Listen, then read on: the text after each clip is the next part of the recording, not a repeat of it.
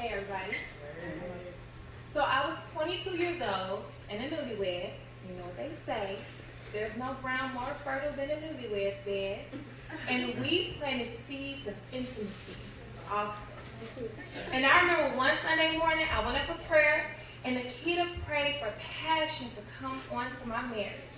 And that prayer made rain fall down from heaven and water those seeds. And next thing you know, I was pregnant. And when I had my son, he was so funny looking at first. He's my second son, so I was looking at him like, I must have ran out of the cute gene. Don't judge me, don't look at me like that, y'all know exactly what I mean. I was looking at my husband like, you. All those late nights you fed me after midnight. Now look, husband, we have a gremlin. But it's all good. My son is cute. He grew into his looks now. I breastfed all my kids. My oldest son made me feel like I was a cow, but this baby, oh my God, he was so easy. He would put himself to sleep, and when he woke up, he wouldn't even be crying. He would just be smiling with these deep dimples in his cheeks. And when he got older, he would say, go, to let me know he wants to go with me. So one day I was leaving out, and he just started crying. And he never stopped crying, but he did stop talking. And I said I was going to wait until he was like 3 years old, because you know, boys can be a little slow to do things.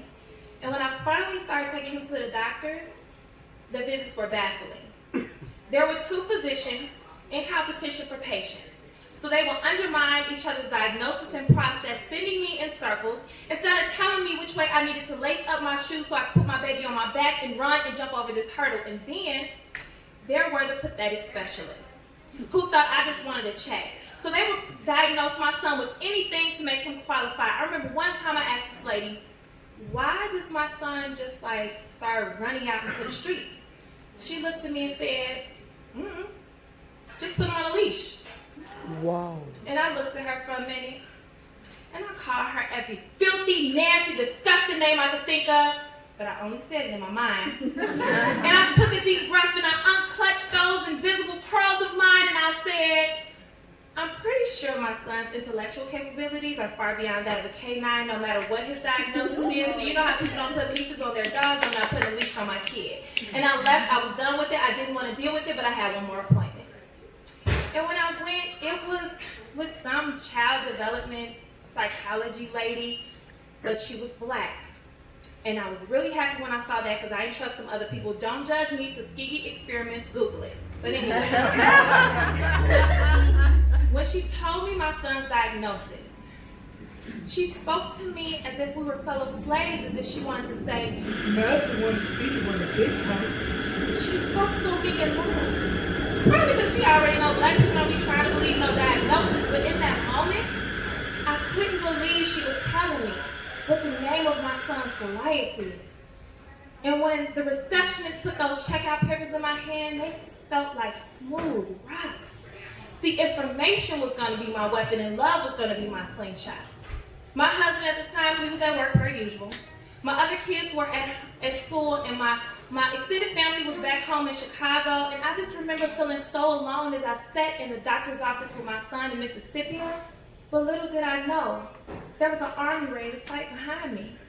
My close friends and family, they spoke the victory when I was too weak to even see it or even claim it. And my oldest son, Fee, he was like an OT. He had my son eating everything from broccoli, asparagus to corn, you name it. And there were people who were like, ain't nothing wrong with that boy. You know white people always try and diagnose your kids with something. You better not let them medicate him.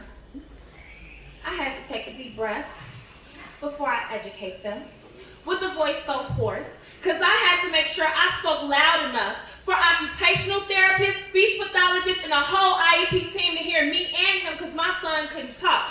I think that they thought that if they denied what was going on with my son, it would make me feel supported by them. But they were supposed to be my family and my friends. But then I realized, I don't need family and friends. I need warriors.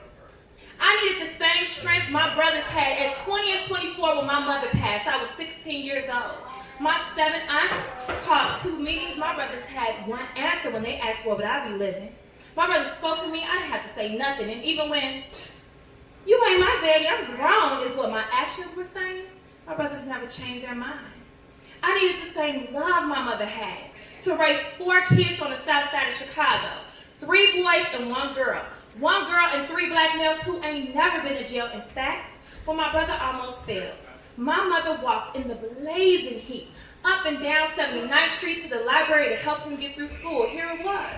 My brother played games all throughout school, and my mother was going to make a board game to help him pass.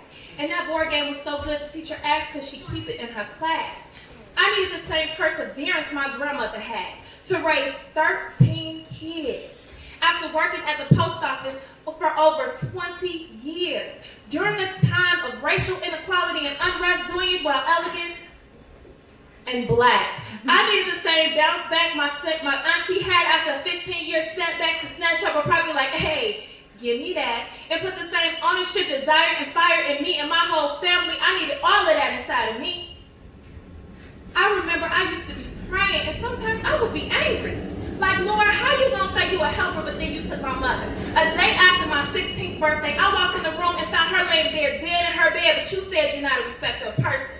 So just like you gave words to the prophet Jeremiah, you can make my baby speak. And in your word it says that when Elisha saw Elijah be called into heaven, you gave him a double portion when that happened. So did you give me a double portion of my mother's strength so I could raise my son Elisha?